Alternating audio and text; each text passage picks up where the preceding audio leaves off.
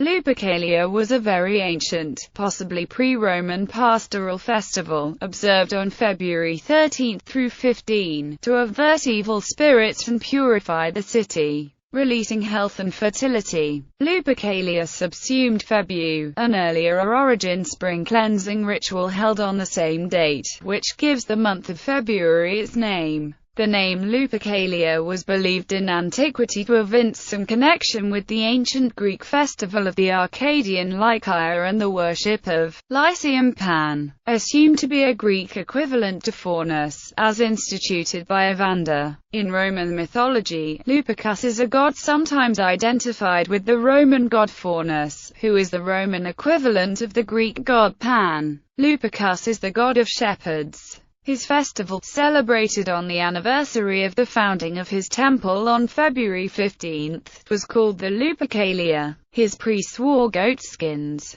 The historian Justin mentions an image of the Lycian god, whom the Greeks called Pan and the Romans Lupercus, nude save for the girdle of goatskin, which stood in the Lupercal, the cave where Romulus and Remus were suckled by a she-wolf. There, on the Ides of February, a goat and a dog were sacrificed, and salt meal cakes prepared by the Vestal virgins were burnt. Late Republican Empire. Plutarch described Lupercalia, of which many write that it was anciently celebrated by shepherds, and has also some connection with the Arcadian Lycia. At this time many of the noble youths and of the magistrates run up and down through the city naked, for sport and laughter, striking those they meet with shaggy thongs. And many women of rank also purposely get in their way, and like children at school present their hands to be struck, believing that the pregnant will thus be helped in delivery, and the barren to pregnancy. The Lupercalia festival was partly in honor of Luper, the she-wolf who suckled the infant orphans, Romulus and Remus, the founders of Rome. Explaining the name of the festival, Lupercalia, or Wolf Festival, the festival was celebrated near the cave of Lupercal on the Palatine Hill, to expiate and purify new life in the spring. A known Lupercalia festival of 44 BC attests to the continuity of the festival, but the Lupercal cave may have fallen into disrepair, and was later rebuilt by Augustus.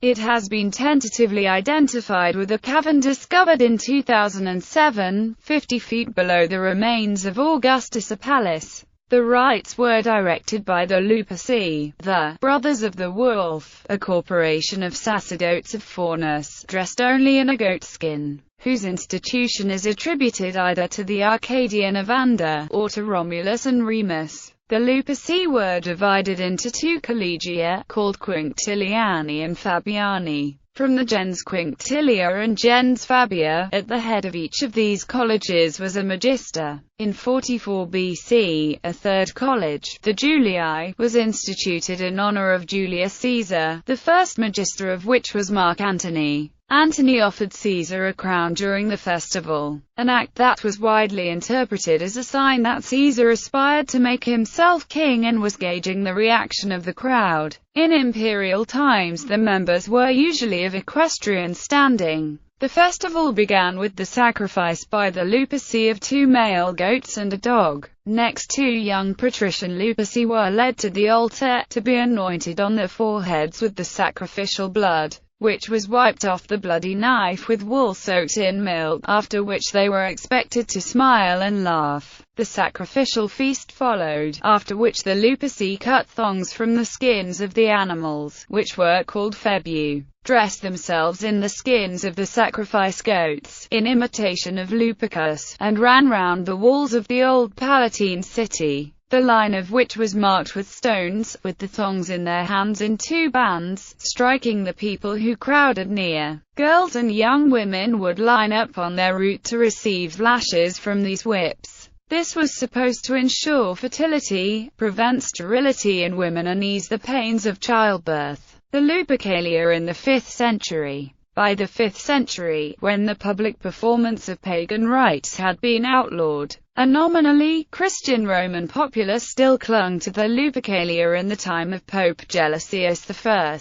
It had been literally degraded since the 1st century. When in 44 BC the consul Mark Antony did not scruple to run with the Luperci, now the upper classes left the festivities to the rabble, whatever the fortunes of the rites in the meantime. In the last decade of the 5th century they prompted Pope Gelasius I's taunt to the senators who were intent on preserving them. If you assert that this rite has salutary force, celebrate it yourselves in the ancestral fashion, run nude yourselves that you may properly carry out the mockery. The remark was addressed to the Senator Andromachus by Gelasius in an extended literary epistle that was virtually a diatribe against the Lupercalia. Gelasius finally abolished the Lupercalia after a long dispute.